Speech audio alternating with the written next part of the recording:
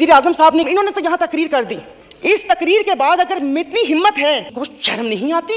आज भी इस हुकूमत को लात मारी है इस महंगाई की वजह से। अब इनके दिमाग मिली नहीं उन लोगों से, इनके भूसा भरा हुआ दिमाग। कहता गरीब पैदा क्यों होता है? गरीब का कसूर है।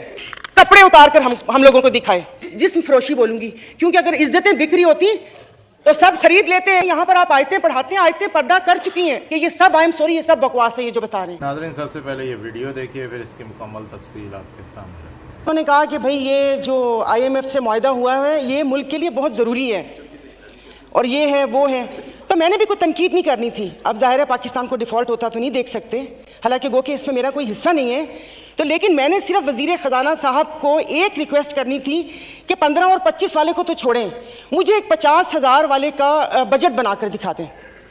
आप मुझे बजट बना कर दिखा दें, मैं आपको इसको भी मैं आपको वोट दूंगी और आइंदा आने वाले आपके फैसलों को भी मैं सेकंड करूंगी।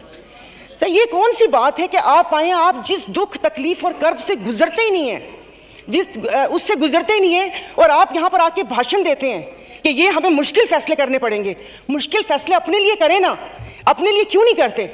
अवाम को सादगी का दर्स दिया जा रहा है। इनके एक एक लिबास और इनकी अशिया जो इस्तेमाल करते हैं उनकी कीमतों का आपको अंदाज़ा है? डेली एक फोटो शूट आता था, 15 लाख रुपए का कोट, 10 लाख का जूता, 15 लाख का स्कार्फ। ये एक पाकिस्तान जो डिफॉल्ट हो रहा है, वेंटिलेटर पर है, उसकी आवाम को ये मजाक, एक तस्वीर ट्विटर पर डेली शेयर होती थी। मुझे सिर्फ एक 50,000 वाले के जीने का हक छीन लिया है उन लोगों से। आप मुझे बताएं कि ये पेट्रोल के लिए यहीं पर ही थे। मेरी एक और आपसे रिक्वेस्ट है कि कोई ऐसा रूल है कि जो हुकूमत है वो यहीं बैठी रहे और अपोजिशन के वो बेंच हो जाए, क्योंकि मेरे ख्याल में इन बेंचेस में, इन चेयर्स में कोई प्रॉब्लम है कि यहाँ पर बैठने वाला बोलता है और वहाँ पर जाकर सुम्मुन बुकमुन उम्यून बन जाते हैं ये लोग, इनकी ज़ुबान नहीं चलती। और यही जब मैं वहाँ पर बैठ के हुकूमत पर तनकीद करती थी तो यहाँ पर सब बैठे डेस्क बजाते थे। आज जब मैं यहाँ पर खड़ी होकर हुकूमत पर तनकीद करती हूँ तो उन सबको प्रॉब्लम होता है। तो जनाब स्पीकर, इन्होंने तो यहाँ तकरीर कर दी। इस तकरीर के बाद अगर इतनी हिम्मत है, कल मैं एक ग्रोसरी शॉप तक गई थी, वो भी कोई F6 नहीं गई थी, यहाँ कोई चाइना मार्केट के पीछे कोई दुकान है, वहाँ पर जाकर आप लोगों की तकलीफ, उनकी आंखों से उनका अंदाज़ा लगा लें। मुझे यहाँ पर कल ये करंट डेफिसिट और खुदा जाने क्या क्या बता रहे थे। मैं या आप अपने हल्के में जाकर किसी गरीब आवाम को क्या इनको करंट डेफिसिट बताएंगे कि हमारी अय्याशियों से तुम लोग इस साल तक पहुंचे हो, अब तुम ही लोगों को बर्दाश्त करना पड़ेगा, ये कुर्बानी तुम लोगों को देनी पड़ेगी। लेकिन फिर मैंने सोचा कि कुर्बानी तो हलाल जानवर की जायज़ है, मीन हम हलाल हैं, जिनकी कुर्बानी नहीं है उनकी कुर्बानी जायज़ नहीं है। अब आप देख लेंगे कि यहाँ पर उठते ही जो बोला था, मैं आज इस फोरम पे अपनी पार्टी की तरफ से, मुस्लिम लीग फंक्शनल और सदर पीर पगारा और सदरुद्दीन शाह की तरफ से मैं आप बिलावल साहब को मैं दावत देती हूँ कि आप सिंध से महंगाई मार्च शुरू करें, हम आपके साथ हैं। और मैं अपने एमक्यूएम के भाइयों को भी कहती हूँ कि वो वहाँ से यहाँ आए थे ना कि महंगाई है, तो ये वक्त है अपनी महाजर कौम के सारी गिले दूर करने का, कि तब भी आप लोगों के साथ थे महंगाई के लिए और आज भी इस हुकूमत को लात मारी है इस महंगाई की वजह से। लेकिन हम यहाँ पर बैठ के सिर्फ बातें करेंगे। यहाँ पर मेरी कुछ मेंबरान से बात हुई है, नाम नहीं लूँगी मैं। एक से मैंने कहा कि कल तुम डेस्क तो ना बजाते, सुन ली थी तकरीर, कहता गरीब पैदा क्यों होता है? गरीब का कसूर है।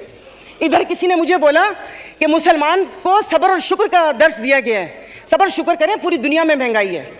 मैं टिम हॉर्टन्स और क्या कहते हैं PSL का मैच देखने वाले और कराची 2 दरिया में खाने वालों की बात नहीं कर रही, मैं उसकी बात कर रही हूँ जिसके 5-5 बच्चे और एक बाइक है, वो पेट्रोल भरवाएगा, दवाई लेगा या क्या करेगा?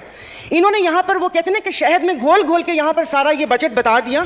मैं वैसे लिखा हुआ पढ़ नहीं सकती, इसलिए कि उसमें जज्बात नहीं होते, वो रीडिंग होती है। जैसे कल परसों ये वजीर खजाना आके बिना जज्बात के यहाँ पर आकर कागज पढ़ के और ये जा और वो जा दूसरे के ऊपर, और पीछे यहाँ पर बैठे हुए सारे पीछे डेस्क पे जा रहे थे कि उसने वो कर दिया, क्योंकि इनकी तो दुकान चल रही है। मैं उस दिन नहीं थी, मैं उनको खराजे तहसीन पेश करती हूँ मुफ्ती अब्दुल शकूर को कि जिन्होंने एटलीस्ट इन 2 वजारतों के कपड़े उतार कर हम लोगों को दिखाए।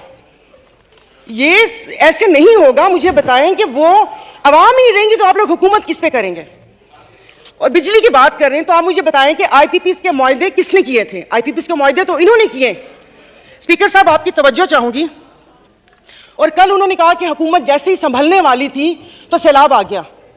तो जनाब स्पीकर, मुझे माफ कर दीजिए, जिस वक्त सैलाब आया तो उस वक्त तो हम अपनी जिंदा दिली का सबूत दे रहे थे। 75 करोड़ आवाम के खून पसीने और टैक्स की कमाई से हम यहाँ पर तकरीबात कर रहे थे। और मजे की बात है, प्लीज, मतलब मैं बहुत आराम से बात कर रही हूँ, कोई तंज नहीं करूंगी, कि अभी आइन की तकरीबात का आगाज हुआ है। क्या आइन के आर्टिकल 3 to आई थिंक 27 या 35, 36 आगे, क्या उस पर यह रियासत पूरा उतरती है? क्या हमारी जानो माल की हिफाजत है यहाँ पर? हमें बुनियादी सहूलतें मुयस्सर हैं यहाँ पर? मतलब हम लोग इतने नाक के पक्के हैं कि उस पर वो करके आइन की बात कर रहे हैं। और ये हालात इस नहद तक ना पहुंचाएं कि हम अपनी बड़ों की कुर्बानियों को बेफजूल समझें, क्योंकि गोरे से तो लेके रहेंगे पाकिस्तान, ये नारे लगाकर हमने आज़ादी तो ले ली, अब मैं किससे आज़ादी मांगूं? क्या गोश्त खाने के लिए हमने आज़ादी मांगी थी कि खुला गोश्त यहाँ पर खाने को मिल जाए? उसके अलावा तो कुछ भी नहीं है। और मुझे माफ़ कर दीजिएगा कि उस कश्मीर वाले दिन में यहाँ पर ना वज़ीर आज़म थे, ना वज़ीर ख़ारजा थे, ना दिफा मिनिस्टर थे, और ये यहाँ पर कश्मीर का वो हो रहा था। और जो मोदी की कहानी सुना रहे थे, मुझे तो एक सेकंड के लिए, मैं तो उस वक्त आई थी, मैं समझी कि आप शायद यहाँ के हालात सुना रहे हैं। मुल्क को पता नहीं आप लोगों ने कहाँ से कहाँ पहुँचा दिया। जनाब स्पीकर, अभी वज़ीर आज़म साहब ने कहा था कि ये जो थर कोल है ये गेम चेंजर होगा, उसके ऊपर तो टैक्स लगा दिया, वो क्या गेम चेंजर होगा?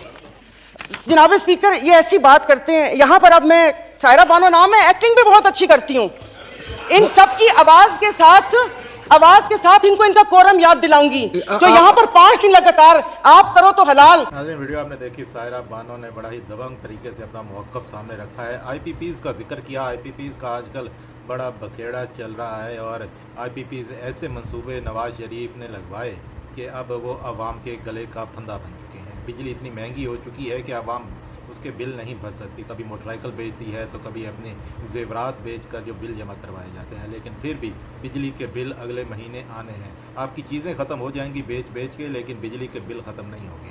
और ये मंसूबे लगाए इसलिए गए थे कि आवाम की ऐसी की तैसी भेजी जा सके। वो इस तरह कि इसके जो कैपेसिटी पेमेंट चार्जेस हैं वो बहुत ज़्यादा हैं। अगर कोई कारखाना इन्होंने लगाया तो अगर वो बिजली पैदा नहीं भी करता तो जितनी उसकी कैपेसिटी है बिजली पैदा करने की, उसके पैसे आवाम की जेब से निकाल के उनको दिए जाएंगे। अभी हाल ही में शहबाज शरीफ के बेटे सलमान शहबाज का जो कारखाना है, जो गन्ने की बगास से बिजली पैदा करते हैं, उन्होंने 1 यूनिट भी बिजली पैदा नहीं की, लेकिन अरबों करोड़ों रुपए उसको कैपेसिटी पेमेंट की मद में दिए गए हैं। कराची में एक हबको का पावर प्लांट है, वो 1 यूनिट बिजली पैदा नहीं की उसने, और उसको भी अरबों रुपए की पेमेंट की गई है। इस तरीके से आवाम का खून चूसा जा रहा है।